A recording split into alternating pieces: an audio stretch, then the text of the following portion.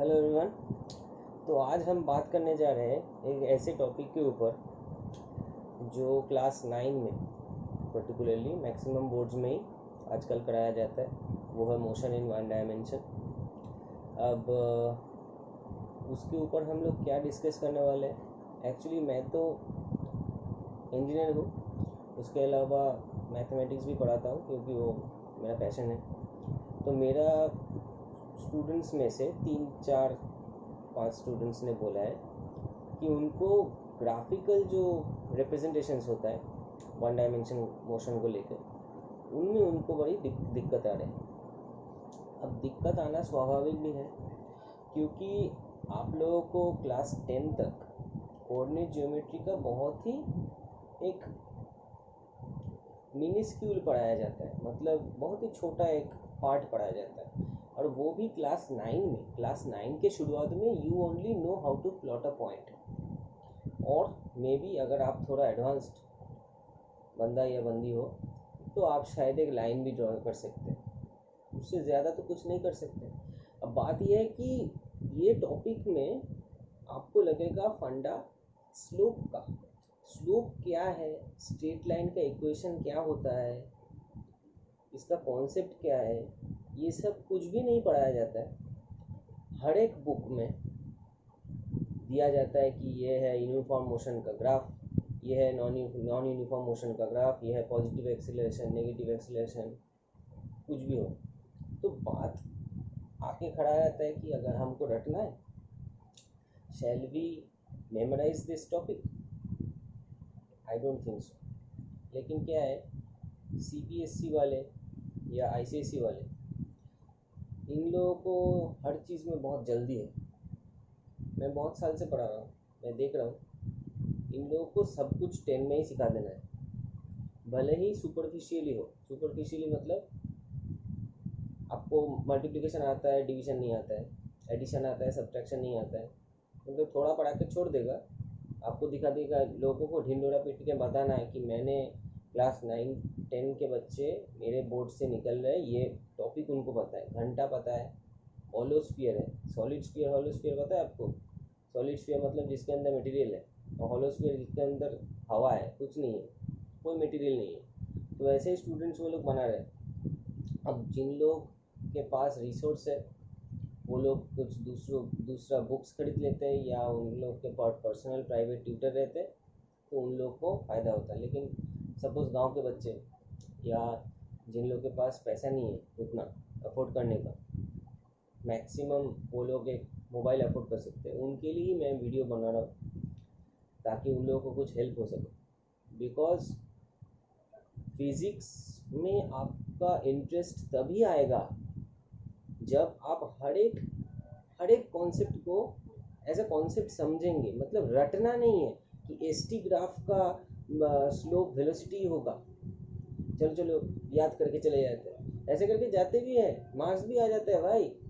600 में से 599 आ रहा है, मजाक बन गया है ना मार्क्स का। मार्क्स लाओ, आप जितना कुछ लाओ, 2 दिन के बाद 600 के बाद बोनस मार्क्स का स्कीम भी निकल जाएगा। 600 में से 605, क्यों? 5 नंबर बोनस। हैंड राइटिंग बहुत अच्छा है, दिल खुश हो गया, दिल खुश मार्क्स, ऐसे करके आ जाएगा। अभी तो कोई फ़ायदा ही नहीं है ना, मतलब 100 में 100 ला के चला, इंग्लिश में 100 मिलता है, साइंस में नहीं मिलेगा। हम लोग के टाइम में एक लॉ में अगर 3 मार्क्स रहता था, उसमें से एक भी वर्ड अगर मिस हो गया, ठीक है, क्रूशल वर्ड अगर मिस हो गया, 0, और वही होना चाहिए। This is science. आपको परफेक्शन लाना है, आपको एग्जैक्ट होना है। ये कोई इंग्लिश नहीं है कि एक प्रिपोजिशन खराब हो गया तो उसमें लिए हाफ मार्क्स काट दिया। अभी तो साइंस में CBSE वालों ने तो या ICSE वालों ने तो वैसे ही ना मार्क्स दे रहे हैं ना, हाफ मार्क्स डिडक्टेड। बहुत बड़ा गुनाह किया है तो 1 मार्क्स डिडक्टेड, इतना मार्क्स आता है कैसे? खैर, क्या है, दुनिया गोल है, पता है। आपको लास्ट में आके झटका लगेगा। कब लास्ट में आके? जब आप एंट्रेंस देने जाओगे ना। और ये सब चीज़ जो 9 में हो रहा है ना, मेरे को खराब इसीलिए लगता है कि ये जो टॉपिक जो हम लोग पढ़ने जा रहे हैं, ये जो यूनिफॉर्म मोशन का जो टॉपिक है, यही सेम टॉपिक आप 11 में पढ़ेंगे, सेम इन डेप्थ। लेकिन बात यह क्या है, 11 में सिंस दे विल कंसिडर कि ये टॉपिक तो 9 में हो चुका है, तो 9 का जो थ्योरी है, थ्योरी पार्ट वो लोग ज़्यादा 11 में नहीं पढ़ाते, क्योंकि एग्जाम में आता है मैक्सिमम सम्स, और सम्स आप करेंगे इधर अलजेब्रा के थ्रू या कैलकुलस बोल के एक चीज़ है, उसके एप्लीकेशन से आपको वो सम्स करना है।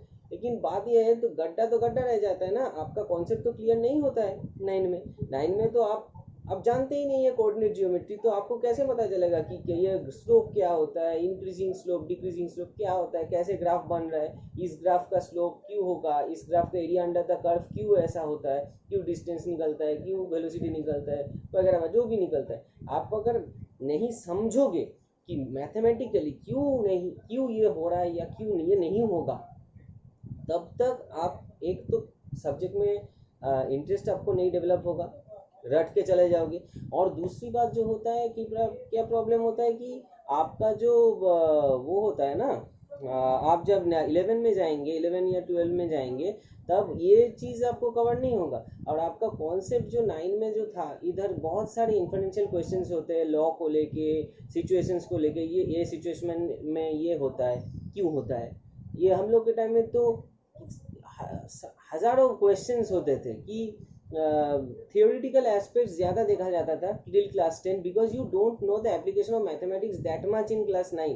मैथमेटिक्स मतलब ये सब एडवांस मैथमेटिक्स, मतलब आप कोऑर्डिनेट ज्योमेट्री का जो एडवांस लेवल है, जो स्ट्रेट लाइन ग्राफ्स ये सब एनालाइज करने के लिए जो मैथमेटिक्स ज़रूरी है वो आप नहीं जानते थे।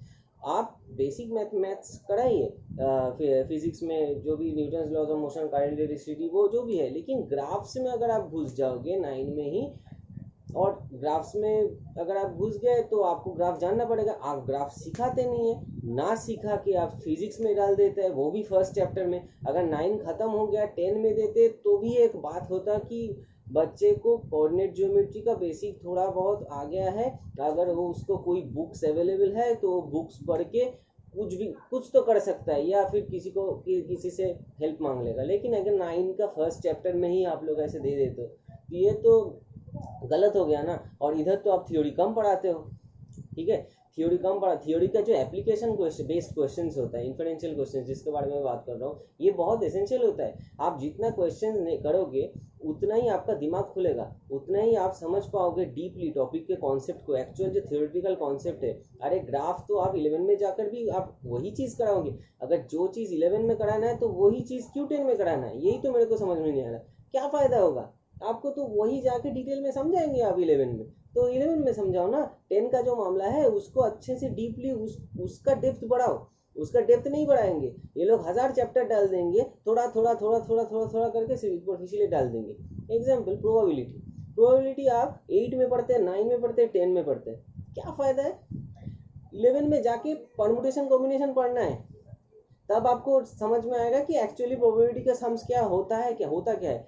आप 3 साल से प्रोबेबिलिटी पढ़ा रहे हैं, परमुटेशन का नाम भी नहीं लिया, इसका कोई फायदा नहीं है ना, इसका कोई मायने नहीं रखता है। ये 2-3 बोर्ड है वही, सीबीएसई, आईसीएसई और दूसरे बोर्ड भी इन लोगों की लाइन में ही आ गए हैं, है ना।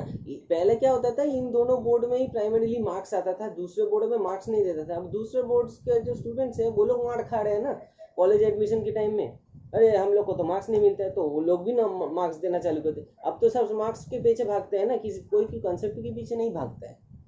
खैर आपको तो पास करना है, अब आप पास करना है तो थोड़ा शांति से पास कीजिए, सब कुछ समझ के पास कीजिए। तो इसीलिए मैं ये वीडियो बना रहा हूँ ताकि आपको थोड़ा हेल्प हो, कि आपको रटना नहीं पड़े, कुछ भी मेमोराइज नहीं करना है फिजिक्स में। मैं आपको कॉन्सेप्ट सिखा दे रहा हूँ इस वीडियो में, कि स्लोप और उसका एप्लीकेशन क्या होता है, वो फिजिक्स में जो ग्राफ आप देखते हैं उसका एक्चुअली मायने क्या होता है, उसका अगर कॉन्सेप्ट आप क्लियर हो जाएगा आपका, तो आई होप आपको समझने में और कोई दिक्कत नहीं होगा। लेकिन अगर आप ये कॉन्सेप्चुअली अगर आप नहीं समझते इस टॉपिक को, ये गड्ढा रह जाएगा। एक तो आप एक सम शायद कर पाओगे रट्टा मार के, दूसरे सम अगर थोड़ा ट्विस्ट कर दिया, आपका कॉन्सेप्ट नहीं है, आपको नहीं आएगा। ऐसे करके कोई भी सब्जेक्ट, किसी भी टॉपिक नहीं करना चाहिए। तो मैं ये वीडियो बना रहा हूँ, आई होप ये आपके लिए बेनिफिशियल होगा। तो देखते हैं। तो पहली बात है, स्लोप क्या है। अगर ये एक स्ट्रेट लाइन है, सपोज ये हमारा एक्सिस है, ये जो एक्सिस है एक, ये है एक्स एक्सिस, ये है वाई एक्सिस, इतना तो आपको मालूम है। और ये है वो कोऑर्डिनेट का कॉन्सेप्ट आपको पता होना चाहिए कि कोऑर्डिनेट क्या होता है। हर एक point on x on this axis, इसको बोलते हैं एक्स कॉमा वाई। इसका मतलब होता है कि अगर ये इतना इतना इतना का वैल्यू है एक्स और ये वर्टिकली जितना इतना वाई, ये आपको जानना ज़रूरी है। ये मैं दूसरी बार डिटेल में नहीं समझा पाऊँगा, वीडियो लंबा हो जाएगा ज़्यादा। अभी देखिए, तो ये एक हम लोग मल्टीपल पॉइंट्स प्लॉट करके एक स्ट्रेट लाइन बनाते हैं, ठीक। तो ये स्ट्रेट लाइन का अगर स्लोप बताया जाए, स्लोप का मतलब क्या है, स्ट्रेट लाइन का एक जनरल इक्वेशन होता है y equals to M X plus C. इसमें m का वैल्यू क्या होता है, m माने स्लोप, स्लोप मतलब टेन थीटा।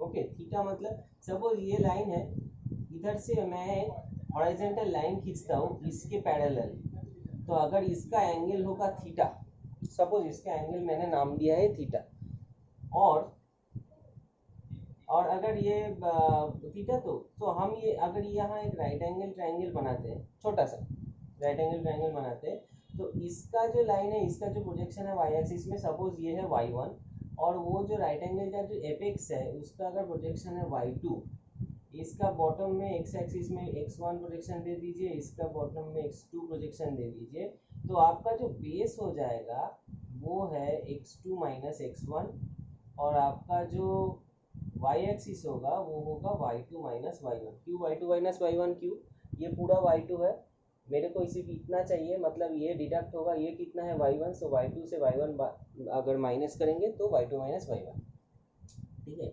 तो tan थीटा, अब tan थीटा का मतलब क्या है, आप ट्रिग्नोमेट्री चाहिए, देखिए ट्रिग्नोमेट्री भी नहीं सिखाता है टेक 9 में, फिर भी इन लोग को चाहिए, सब कुछ चाहिए, अभी सीखना है, बाद में नहीं।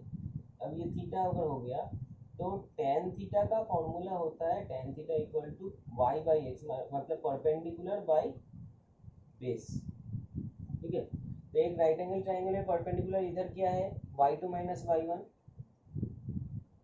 बेस क्या है x2 माइनस x1, तो ये हो गया स्लोप का फॉर्मूला। स्लोप हम लोग डिनोट करते हैं m equals tan theta y2 minus y1 by x2 minus x1, ये हो गया आपका स्लोप। एक एग्जांपल ले लेते हैं, सपोज ये एक स्ट्रेट लाइन है, तो ये एक स्ट्रेट लाइन है, ये दो पॉइंट है, ये हो गया आपका 2,3 और ये हो गया आपका सपोज 4,5, तो इसका स्लोप क्या होगा y2 माइनस y1, y2 मतलब 5, y2 minus y1 by x2 minus x1, मतलब इसका आंसर आएगा 2/2 1।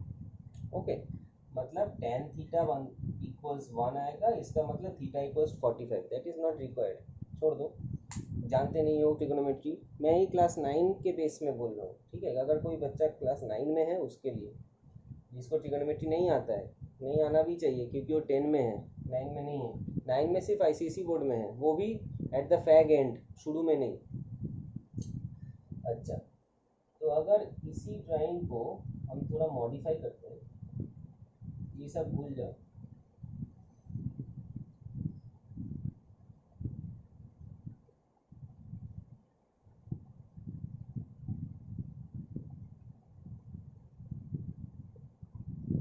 यही ड्राइंग को हम लोग देखेंगे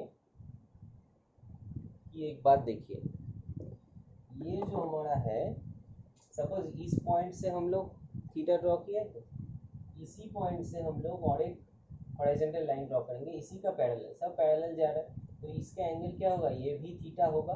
क्यों थीटा होगा, क्योंकि both the lines are parallel, these are corresponding angles, right. तो ये भी थीटा, ये भी थीटा। अब मैंने ये क्यों दिखाया, थोड़ा फ्रेश कर देता हूँ।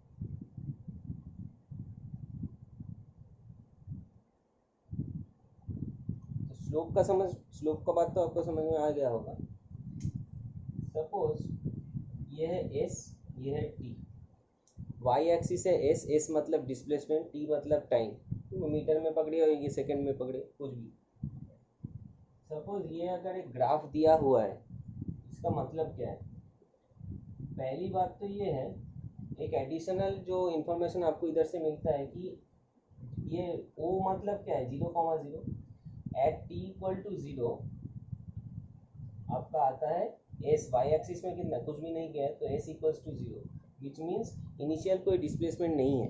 मतलब अगर ये रेफरेंस फ्रेम है, अगर ऑब्जेक्ट इधर रहता है जनरली, तो इधर एक इनिशियल डिस्प्लेसमेंट हम लोग कहते हैं x1 है with respect to a reference frame. हर कुछ everything is measured with respect to a particular fixed reference frame. जैसे कि ये बोर्ड अगर मैं बोलूँ कि ग्राउंड से 5 मीटर ऊपर, 2 मीटर ऊपर है, इसका मतलब क्या है, ground is my reference frame, that is my 0 0 plane. ठीक है, तो इधर अगर t इक्वल टू 0 में s इक्वल टू 0 का मतलब है कि रेफरेंस फ्रेम के ऊपर ही ऑब्जेक्ट है। ठीक है, जस्ट एक इंफॉर्मेशन। अब इसमें हम लोग स्लोप क्या लगाएंगे, क्यों लगाएंगे? सपोज इधर हम लोग वैसे ही लास्ट ड्राइंग के तरह एक पैरेलल लाइन खींचते हैं, इसका पैरेलल ये, ओके, इसका अगर हम नाम दे देंगे थीटा, ठीक है, और इसका भी हम और एक पैरेलल लाइन ड्रॉ करते हैं कोई भी पॉइंट से, पैरेलल लाइन, तो इसका भी एंगल कितना हो जाएगा, थीटा, क्योंकि कॉरस्पॉन्डिंग एंगल है। अब बात समझिए, मैं लास्ट में क्या लिखा था कि स्लोप माने टेन थीटा। ठीक, अगर थीटा कांस्टेंट है इस लाइन के लिए, हर एक पॉइंट के लिए अगर थीटा कांस्टेंट है, इसका मतलब हो जाता है कि टेन थीटा भी कांस्टेंट है। अगर टेन थीटा कांस्टेंट है मतलब y2 minus y1 by x2 minus x1 ये कांस्टेंट है। ये y2 minus y1 by x2 minus x1 को हम लोग लिखते हैं delta y by delta x। Delta means change, y2 minus y1 means change in y, और ये चेंज, तो ये क्या हो गया आपका delta y by upon delta x, ये आपका कांस्टेंट हो गया। इधर डेल्टा y क्या है, y एक्सिस में क्या है, डिस्प्लेसमेंट है। डेल्टा y मतलब क्या, चेंज इन डिस्प्लेसमेंट होगा। चेंज इन डिस्प्लेसमेंट को अगर आप कहाँ लिखो, चेंज इन डिस्प्लेसमेंट को अगर आप लिखते हैं delta y by delta S, और एक्स एक्सिस क्या है, टाइम, इसका चेंज इन एक्स एक्सिस मतलब चेंज इन टाइम, इसका अगर ये कांस्टेंट हो जाएगा, जस्ट डेल्टा वाई की जगह डेल्टा एस, डेल्टा एक्स की जगह डेल्टा टी, क्योंकि ग्राफ में तो वाई एक्सिस वाई नहीं है, एक डिस्प्लेसमेंट है। तो delta S by delta T, S by t मतलब क्या है, डिस्प्लेसमेंट बाई टाइम, मतलब वेलोसिटी। इसका मतलब है वेलोसिटी कांस्टेंट है इस ग्राफ के लिए।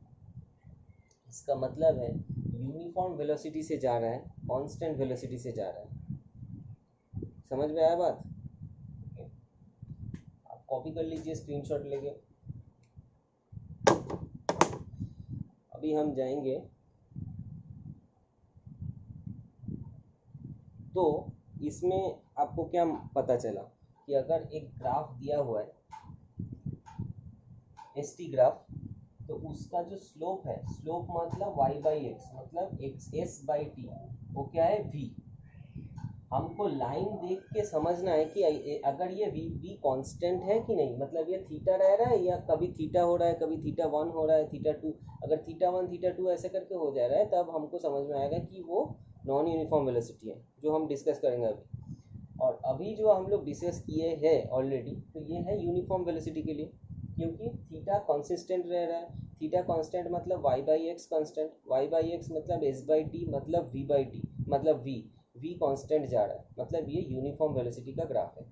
इस ग्राफ से हमें और कुछ ज़्यादा पता नहीं चलता है, और अगर मार्किंग्स दिया होगा तो आपको शायद पता चलेगा कि at time equal T equal to something S equal to what, उसी के लिए तो ग्राफ ड्रॉ करते हैं, वो हम नहीं बताना चाह रहे हैं। मैं चाह रहा हूँ कि आप स्लोप का कॉन्सेप्ट समझ गए कि नहीं, कि S by S T graph का स्लोप क्यों वी होता है, ये जानना बहुत ज़रूरी था। ऐसे करके आता है, ठीक है।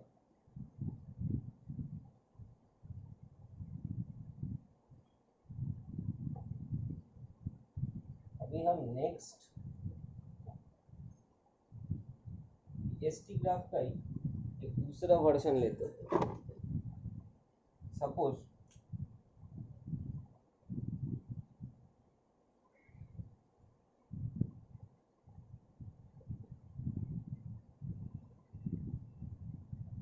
ऐसा हो गया। तो आप देख सकते हैं कि इतना तक यूनिफॉर्म वेलोसिटी में ही जा रहा था, और ये जो पार्ट है ये हो गया नॉन यूनिफॉर्म वेलोसिटी। क्यों? इधर क्या चल रहा था,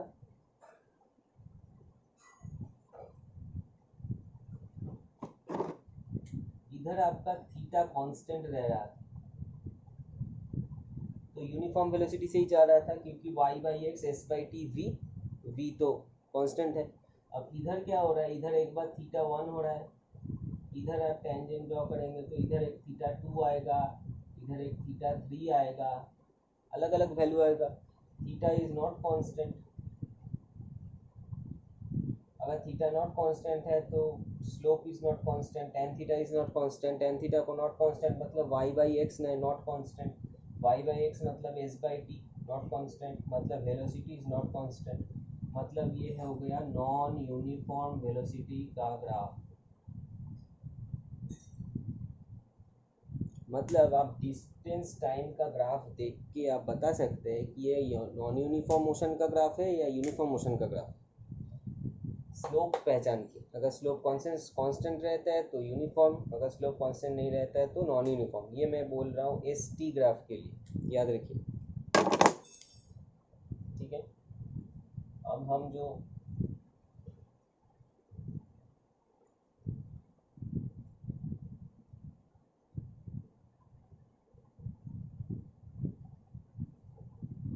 एस टी ग्राफ से ये हम लोग को स्लोप ही सिर्फ निकालना पड़ता है, एरिया अंडर द कर्व क्यों नहीं निकालना पड़ता है वो मैं आपको लास्ट में बताऊंगा, अब समझ जाएगा कोई। अब हम आ रहे हैं वीटी ग्राफ में।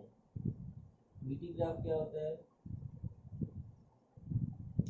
वीटी ग्राफ में वेलोसिटी टाइम, सपोज ये दिया हो, एक स्ट्रेट लाइन है, इधर भी देखो थीटा थीटा सब कांस्टेंट जा रहा है, मतलब इस ग्राफ का स्लोप भी कांस्टेंट है। स्लोप मतलब टेन थीटा मतलब delta y by delta x मतलब v बाई टी मतलब एक्सीलरेशन। इसका मतलब इस ग्राफ का एक्सीलरेशन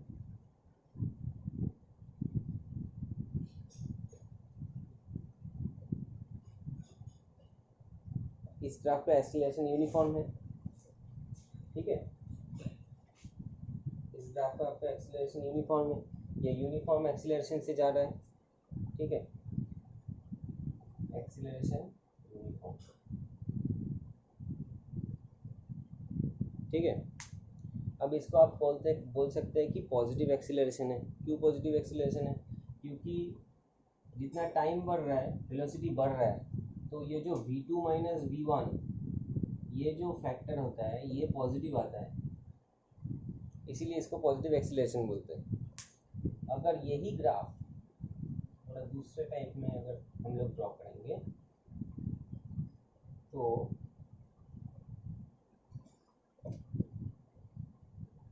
सपोज ऐसा आया था ग्राफ, इसका मतलब क्या है, जितना टाइम बढ़ रहा है वेलोसिटी घट रहा है। ये भी यूनिफॉर्म एक्सीलरेशन का ही ग्राफ है, लेकिन नॉट पॉजिटिव, ये नेगेटिव। यूनिफॉर्म क्यों? क्योंकि हर एक एंगल में थीटा ही है। अब नेगेटिव क्यों है? हम लोग जनरली बोलते हैं v2 माइनस v1 ना, इधर v2 मतलब इधर से अगर ये पॉइंट से अगर ये पॉइंट आया है तो v2 v1, v2 तो ये वाला हो गया और ये v1 हो गया, तो v2 is less than v1, तो v2 माइनस v1 ये नेगेटिव आता है। ये मैं आप लोगों के लेवल में है, आप 9 में हैं इसलिए मैं ऐसे करके बता रहा हूँ, एक्चुअली ऐसे करके नहीं समझाना चाहिए, और भी रास्ते हैं लेकिन आप समझोगे इसी टाइप की, ये भी ठीक है, गलत कुछ नहीं बता रहा। v2 माइनस v1 ये नेगेटिव है, तो आप ये ऐसे करके भी एक्सप्लेन कर सकते हैं कि ये नेगेटिव एक्सीलरेशन है, ठीक है। मतलब रिटार्डेशन का डेफिनेशन क्या है कि विद टाइम एक्सीलरेशन डिक्रीज कर रहा है, ठीक है, विद टाइम वेलोसिटी डिक्रीज कर रहा है, सॉरी, तो जो एक्सीलरेशन है वो रिटार्डिंग है। तो ये क्या है, ये रिटार्डेशन का ग्राफ हो गया। इसका भी स्लोप क्या है, m equals tan theta equals v/t is equal to acceleration. ये एक्सीलरेशन हो गया रिटार्डेशन का, नेगेटिव एक्सीलरेशन।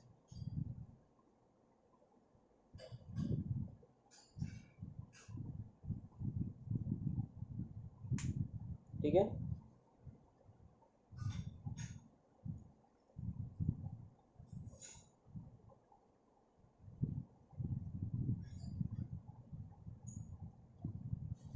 अब ये सब हम कांस्टेंट एक्सीलरेशन के बारे में बात करें। Constant retardation, constant positive acceleration, क्योंकि स्ट्रेट लाइन था, थीटा सब सेम था, तो एक्सीलरेशन कांस्टेंट भी था और यूनिफॉर्म भी था। अब हम लोग बात करेंगे, ये भी आप देखिए होंगे बुक में, कि वो उसको बोलते हैं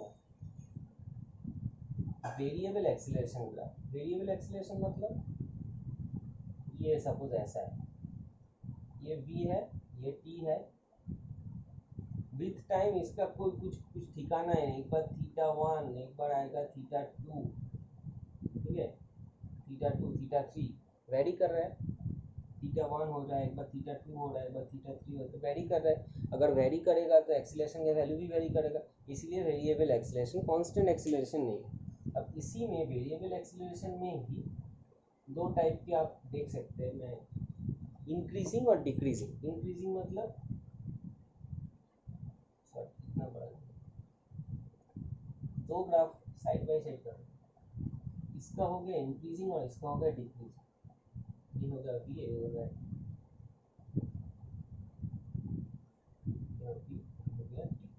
इंक्रीजिंग। क्यों, इसका स्लोप इंक्रीजिंग है, हमेशा इसका स्लोप बढ़ रहा है। ये जो θ1 है, θ2 है, θ3 है, मतलब एक अगर आप एक लाइन देखेंगे, ये अगर एंगल है, ये अगर बेस लाइन है ना, तो थीटा ऐसे ऐसे करके बढ़ रहा है, ठीक है, तो वैल्यू इंक्रीज कर रहा है। तो इसीलिए इसका जो एक्सीलरेशन होगा, जो है v/t, जो कि है tan थीटा, ये भी इंक्रीज करेगा, इंक्रीजिंग एक्सीलरेशन, ठीक है। तो इसको हम बोलेंगे, अब लिख लो a इंक्रीजिंग। ये सब वेरिएबल एक्सीलरेशन के अंडर पड़ता है दोनों ही, क्योंकि ये वेरी कर रहा है, विथ टाइम एक्सीलरेशन चेंज होते जा रहा है। और ये हो गया एक्सीलरेशन डिक्रीजिंग। क्यों, आप ग्राफ देख के समझ पा रहे हैं कि इधर थीटा जो है, हर एक टाइम में थीटा डिक्रीज हो रहा है, मतलब ये थीटा ऐसे शुरू हुआ था, फिर आहिस्ता आहिस्ता आहिस्ता ऐसे करके डिक्रीज होते जा रहा है। तो ऐसे शुरू हुआ था, फिर हुआ इतना, फिर हुआ इतना, फिर हुआ नीचे जा रहा है, ये ग्राफ नीचे नीचे की तरफ मुड़ रहा है। ये जो ग्राफ है ना, ऐसे ऐसे ऐसे करके अल्टीमेटली नीचे जाएगा। सो ये रिड्यूसिंग है, इसका एक्सीलरेशन घट रहा है, डिक्रीजिंग एक्सीलरेशन, ठीक है।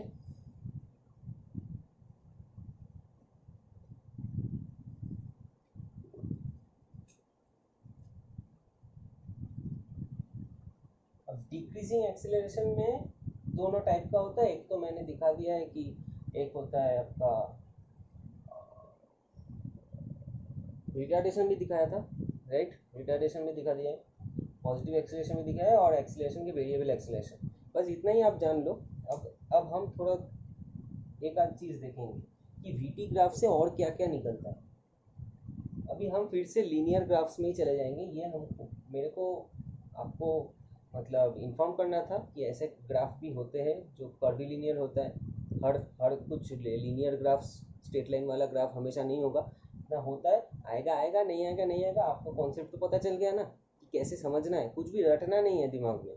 आप ग्राफ देखोगे, tan थीटा निकालोगे, y/x करोगे, स्लोप निकालोगे, आप खुद कंक्लूजन बताओगे ग्राफ देख के, कोई बुक से रट के नहीं जाना। इसका बाद आपका आएगा, मैं आपको करा रहा हूँ, ये वीटी ग्राफ से ही आप और क्या निकाल सकते हैं। सपोज ये है होगा आपका वीटी,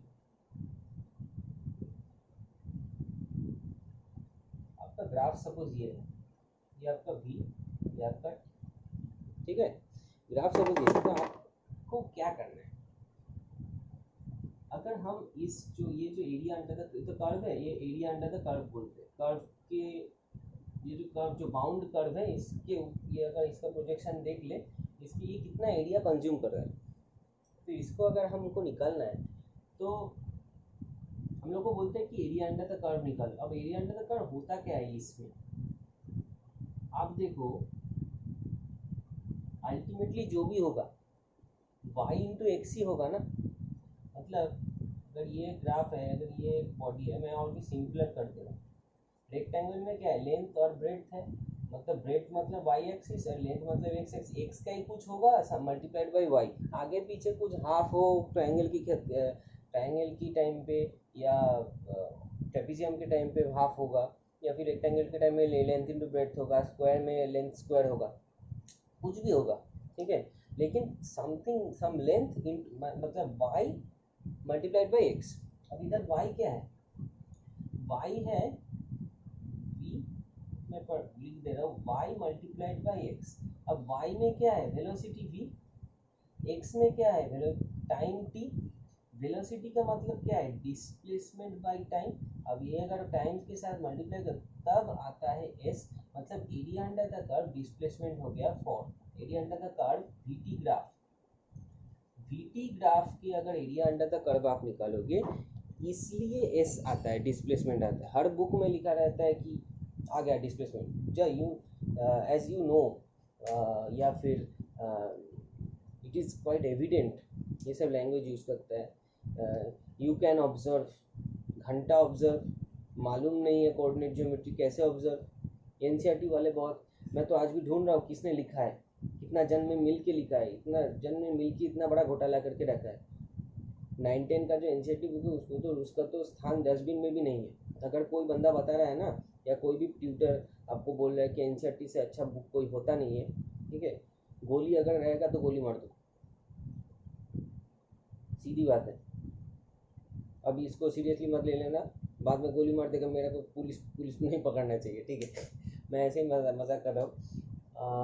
तो वो बुक आप जितना कम हो सके फॉलो तो आपको करना पड़ेगा, क्वेश्चन उधर से आएगा, लेकिन कॉन्सेप्ट आपको क्लियर करने के लिए आप कोई भी बुक चूज़ कर लीजिए या ऐसे वीडियोस ढूंढिए। यूट्यूब में बहुत सारे वीडियोस हैं, मैं तो यूट्यूब में फिजिक्स का वीडियो डालता नहीं हूँ, शायद डालूँ। अगर आप मेरे को कमेंट सेक्शन में अगर लिखते हैं कि आपको कुछ क्वेरी है तो मैं वो देख के शायद वीडियो बना लूँगा। लेकिन आपको कॉन्सेप्ट मेरा वीडियो सिर्फ देखने का ऐसे में नहीं बोल रहा हूँ। आप लाइब्रेरी जाइए, बुक्स निकालिए, 3-4 बुक्स निकालो। आजकल का आप लोग का ज़माने में तो इंटरनेट है, हम लोग के ज़माने में तो इंटरनेट नहीं था, और जब था भी बहुत कॉस्टली था। 14 रुपया चंदा उठा के हम लोग सब मिलके इंटरनेट करते थे, यही तो दिन था। अभी तो इंटरनेट फ्री हो गया, तो आप उसको यूज़ करो। तो खैर, तो एरिया अंडर द कर्व, ये जो है एस टी कर्व का अंडर में जो एरिया है वो है एस आता है। वीटी ग्राफ का जो एरिया अंडर द कर्व होता है डिस्प्लेसमेंट आता है। क्यों आता है, क्योंकि कोई भी ग्राफ का एरिया अगर निकालोगे तो y multiplied by x, y में क्या है v, x में क्या है t। अब मैं शुरू में बताया था ना कि एस टी ग्राफ का एरिया अंडर द कर्व मतलब नहीं है कुछ। क्यों मतलब नहीं है, क्योंकि s into T, displacement multiplied by time, उसका तो ज़रूरत नहीं है। निकाल तो आप सकते हैं, लेकिन आपको ज़रूरत नहीं है तो आपको पूछेगा भी नहीं। ग्राफ हम लोग ड्रॉ करते हैं ताकि हम उससे एनालाइज करके कुछ निकाल सकें, ठीक है। तो छोड़िए, तो एरिया अंडर द कर्व का कॉन्सेप्ट भी आपको समझ में आ गया कि वीटी ग्राफ का एरिया अंडर द कर्व क्या है। वीटी आप ये लिख लीजिए। तो एक अगर छोटा आपको आप समरी बोले तो मैं आपको मुंह में ही बोल दे रहा हूँ अभी कि लिख सकते हैं कि एस टी कर्व का एस टी कर्व, एस मतलब डिस्प्लेसमेंट, टाइम, टी मतलब टाइम, वी मतलब वेलोसिटी, ए मतलब एक्सीलरेशन। ये मेरा टर्मिनोलॉजी मैं यूज़ करने जा रहा हूँ। एस टी ग्राफ का अगर आप पूछोगे कि एस टी ग्राफ का स्लोप क्या है, S by T that is velocity. अच्छा, वी टी ग्राफ का स्लोप क्या है, V by T acceleration. V T graph का एरिया अंडर द कर्व क्या है, वी मल्टीप्लाइड बाई टी, ठीक है। अब एस टी ग्राफ में अगर स्लोप कॉन्सिस्टेंट रहता है तो क्या होता है, यूनिफॉर्म वेलोसिटी, अगर नहीं रहता है non uniform velocity. Similarly we T graph में भी अगर स्लोप सेम रहता है तो यूनिफॉर्म एक्सीलरेशन, नहीं रहता है तो नॉन यूनिफॉर्म एक्सीलरेशन। अब नॉन यूनिफॉर्म एक्सीलरेशन दो तरह का होता है, एक होता है इंक्रीजिंग, जो स्लोप इंक्रीजिंग होता है, जिस स्लोप का वैल्यू बढ़ता है उसको इंक्रीजिंग एक्सीलरेशन कहते हैं, और जो डिक्रीजिंग एक्सीलरेशन है वो जिसका स्लोप दिन दिन घट रहा है। ठीक है, तो ये हो गया समरी। तो अभी हम एक प्रॉब्लम करेंगे, ये मेरे को एक स्टूडेंट ने ही दिया था, उसी को सॉल्व करते हैं। तो ये रहा प्रॉब्लम।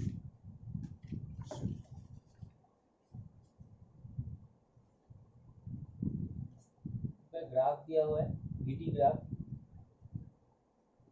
ये भी बोला है, ये किलोमीटर पर आवर है, और ये है टी, टी ई है मिनट्स। ठीक है, ग्राफ दिया हुआ है ऐसा, ये कितना है, ये जो ये है 10, ये है 20, ये है 40। ओके, तो इधर से वो लोग पहले पूछ रहा है कि इन which period,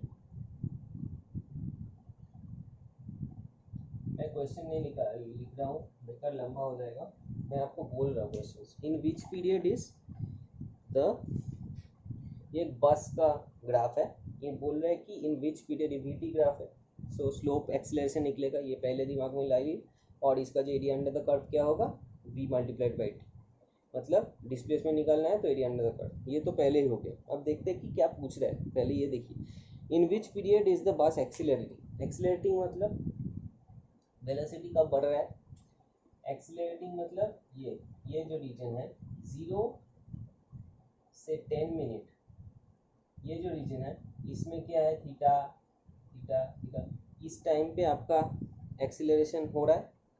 in which period is the bus accelerating, मतलब एक्सीलरेशन कब हो रहा है, मतलब पॉजिटिव एक्सीलरेशन, एक्सीलरेशन का मतलब कुछ नहीं दिया हुआ है तो पॉजिटिव एक्सीलरेशन की बात करें। पॉजिटिव एक्सीलरेशन कौन से, अगर इसको ए नाम देते हैं और इसको बी नाम देते हैं, तो ओ ए जो पाथ है ये ओ ए में आता है पॉजिटिव एक्सीलरेशन, बराबर।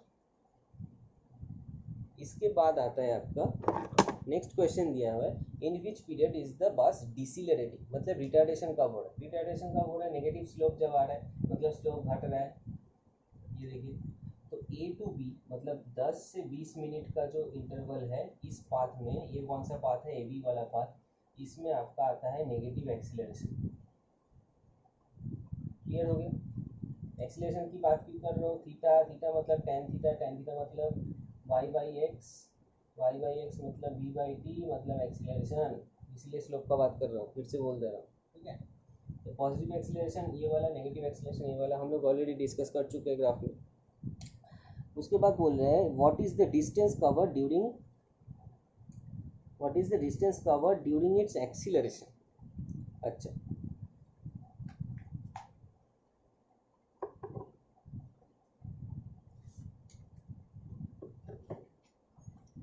अब क्या करेंगे,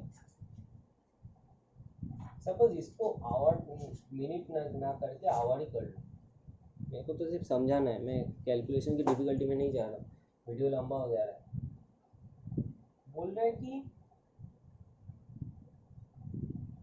ड्यूरिंग एक्सीलरेशन, अच्छा मैं थोड़ा चेंज कर दे रहा हूँ इसको, what is the distance covered in its entire journey. ठीक है, distance covered in its entire journey या displacement in its entire journey क्या होगा, कि ये जो पूरा कर्व है इसके एरिया अंडर द एरिया कितना होगा, एरिया अंडर दिस कर्व, इसका मतलब है एक ट्रायंगल है, हाफ बेस कितना है 0 से 20 मतलब 20 यूनिट्स 20, ऑल्टीट्यूड कितना है ये वाला 40, तो ये आवर है, ये किलोमीटर हो जाएगा, kilometre per hour multiplied by hour that is kilometre हो जाएगा, तो ये आ जाएगा 10, 400 kilometre has been traversed. Okay, ये आ गया। अगर ये क्वेश्चन जो दिया हुआ था, ये क्वेश्चन अगर पूछता कि what is the distance covered during its positive acceleration, उसका मतलब है तब आपको करना है half multiplied by 10 multiplied by 40, अगर ये आवर में है। ठीक है, अगर ये मिनट में होता, सपोज अगर ये मिनट में होता तो हम लोग क्या करते, half 10 minute multiplied by 40 kilometre per our, right. तो किसी एक को चूज करो, एक काम करते हैं इसको आवर में ले जाते हैं। 10 मिनट्स मतलब 10/60 hour multiplied by 40 kilometre per hour. अब आवर आवर कैंसिल हो जाएगा, अब आएगा 12/3 किलोमीटर आ जाएगा, ठीक है। तो ड्यूरिंग पॉजिटिव एक्सीलरेशन इतना, मतलब वो ए जर्नी में इतना डिस्प्लेसमेंट हुआ है और इंटायर जर्नी में कितना हुआ है 400। अगर हम ये आवर में पकड़ लें, मैं इसको दिखा रहा हूँ क्योंकि अगर सपोज ये आवर ना हो के यूनिट में होता, मिनट में होता ये वाला, तो ऐसे करके ऐसा आंसर आता। अदरवाइज अगर ये आवर में ही होता तो वो ए जर्नी में कितना आता, हाफ मल्टीप्लाई बाई 10 को बदलना नहीं है क्योंकि इधर किलोमीटर पर आवर ही है, तो 5 इधर 200 200 200, ये तो सिमेट्रिकल फिगर है, आपको देख के ही पता चल जाएगा कि हाफ 200 होगा, हाफ 200 होगा, ठीक है। ये हो गया, ऐसे करके करना है। सिमिलरली अगर आपको ग्राफ में ट्रायंगल नहीं देके ट्रेपीजियम देगा, सपोज हम लोग का बहुत फेवरेट है, अगर ट्रेपीजियम दे देता है तो आपको क्या करना है। ट्रेपीजियम में और एक ग्राफ में दिखा रहा हूँ, ग्राफ में थोड़ा मज़ा आएगा। मज़ा क्यों आएगा, मज़ा इसलिए आएगा क्योंकि सपोज ये दिया हुआ है ऐसे करके, ये जो आता है एक्स एक्सिस, ये आता है वाई एक्सिस, ये नेगेटिव वाई एक्सिस, याद रखिए। तो कुछ सम है, चलो खुद ही बना लेते हैं। 0 सपोज ये होगा 1, ये हो गया 3, ये हो गया 4 5, ये हो गया टाइम t सेकेंड में, और ये हो गया वेलोसिटी, इसको क्या दे 10, इसको वेलोसिटी, ये हो गया मीटर पर सेकेंड, ठीक है। ये सब आपको दिया हुआ है, नाम दे देते हैं ए बी। चलो आधार कार्ड बनवाना पड़ेगा, नाम हम सब हो गया। अभी जो बाकी है हम लोग को क्या निकालना है, अगर बोला कि डिस्टेंस कवर्ड कितना, डिस्प्लेसमेंट कवर्ड कितना, इंटायर जर्नी, सही सवाल है। एक बात है, डिस्टेंस या डिस्प्लेसमेंट जो भी आपको निकालना है वो तो आपको एरिया अंडर द कर्व ही होगा। एरिया मतलब v मल्टीप्लाइड बाई टी, मतलब इसका जो एरिया होगा। एक काम करते हैं, दो एरिया अलग से निकालते हैं, एक निकालते हैं ओ ए बी सी, ये जो फिगर है इसका एरिया निकालते हैं। इसका एरिया क्या होगा, ये ट्रेपीजियम है, मतलब half into sum of two parallel sides. अब ए बी इसका मान क्या है 3 - 1 2, मतलब 2, ये वाला 2 है, ठीक है। और ये पूरा कितना है 4, मतलब half multiplied by 2 + 4 multiplied by height, height कितना है 10, ये हो गया इसका एरिया, मतलब 6 3 30, ठीक है। 30 ये क्या होगा v multiplied by T, metre पर second multiplied by second, that is metre. और एक एरिया निकालते हैं C D E, half multiplied by, अच्छा ये वाला दिया नहीं है ना, सपोज ये आप पकड़ लो 5, तो हाफ मल्टीप्लाइड बाई 5, बेस कितना है ये 1 होगा, 5 - 4 1 लेंथ, तो इसका होगा 2.5 मीटर, ठीक है। इतना देर तक लिख लीजिए। इसके बाद क्या होगा, अगर मेरे को डिस्टेंस बोला है, कहाँ लिखा, डिस्टेंस बोला है, डिस्टेंस का मतलब है आपको याद है डिस्टेंस इज स्केलर, स्केलर मतलब कोई डायरेक्शन कोई मायने नहीं रखता है, तो डिस्टेंस में हम लोग डायरेक्टली ऐड कर देंगे, ये होगा आपका 32.5 मीटर।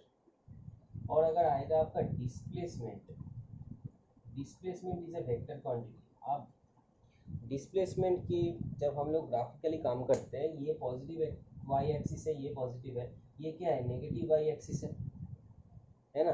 तो नेगेटिव वाई एक्सिस में ये जो हाइट है 5 वाला, ये जो 5 वाला हाइट है ये एक्चुअली होगा -5, तो ये हो जाएगा -2.5।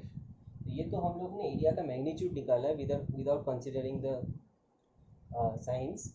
तो ये जब होगा डिस्प्लेसमेंट के टाइम पे हम लोग को करना है 30 -2.5, बिकॉज ये एरिया नेगेटिव हो जा रहा है क्योंकि इसका x पॉजिटिव है लेकिन y नेगेटिव है। So positive multiplied by negative negative होता है, तो ये एरिया माइनस में जाएगा, दैट इज ये होगा 27.5 मीटर। तो ये हो गया आपका डिस्प्लेसमेंट और ये हो गया आपका डिस्टेंस। तो आपका डिस्टेंस हो गया 32.5, डिस्प्लेसमेंट हो गया 27.5। बहुत इंपॉर्टेंट कॉन्सेप्ट है, प्लीज़ याद रखिए। समझ में आ रहा है? और भी ज़्यादा समझ कीजिए, ये कॉन्सेप्ट सिर्फ दिमाग में रख के कॉन्सेप्ट पहले वर्कड आउट कीजिए, वर्कड आउट देखिए, ये कॉन्सेप्ट को ध्यान में रखते हुए वर्कड आउट कीजिए, आंसर मिलाइए, आपका जो कॉन्फिडेंस है वो बूस्ट होगा। आहिस्ता आहिस्ता आहिस्ता आपका कॉन्फिडेंस ग्रो करेगा। पहले दिन में पहले थोड़ा डिफिकल्ट लगता है, लेकिन मैंने ये कॉन्सेप्ट समझा दिया है। अब ये तो यूट्यूब में अवेलेबल है, बार बार देखते जाइए, कुछ फ़र्क नहीं पड़ता है, लेकिन समझिए। ये वीडियो मैंने डाला है इसीलिए ताकि आपको सब कुछ क्लियर में समझ आए ये कॉन्सेप्ट। काइंडली ये वीडियो शेयर कीजिए, क्योंकि ये वीडियो मैंने बनाया है, ये देखिए बात ये है कि ये इस चैनल से मैं पैसा नहीं कमाता हूँ, मेरा पैसा कमाने का बहुत तरीका है। मैं इंजीनियर हूँ, मैं पढ़ाता हूँ, मेरा पैसा आता है। ये चैनल मैंने खोला है ताकि जो लोग के पास, जो लोग अफोर्ड नहीं कर सकते ट्यूशन्स या बुक्स गांव में या कुछ रिमोट लोकेशंस में जो रहते हैं, उनके लिए मैं ये चैनल खोला है। तो ये वीडियो उन तक पहुंचाइए ताकि उन लोगों का भला कीजिए। आपका खुद का भला हो रहा है, इसीलिए इसका मतलब ये नहीं कि आप किसी को नहीं दिखाएंगे। शेयर कीजिए, ज्ञान बांटिए, अच्छा भी लगेगा, दूसरों का भला करके अच्छा ही लगता है। तो ये काइंडली शेयर कीजिए, और अगर आपको कोई डाउट है इस वीडियो के बारे में कमेंट सेक्शन में बताइए। और अगर आप चाहते हैं कि मैं फर्दर तो एक आध टॉपिक के ऊपर, फिज़िक्स के ऊपर, रैंडम मैथ्स के ऊपर तो मैं डालता ही रहूँगा, फिज़िक्स के ऊपर भी अगर आपको कोई पर्टिकुलर टॉपिक हो तो आप लिखिए कमेंट सेक्शन में, हम देखते हैं अगर अरेंज कर सकते हैं तो एक वीडियो बना के डाल देंगे। क्या आता है, आधा घंटा ही तो जाएगा ना। ठीक है, थैंक यू।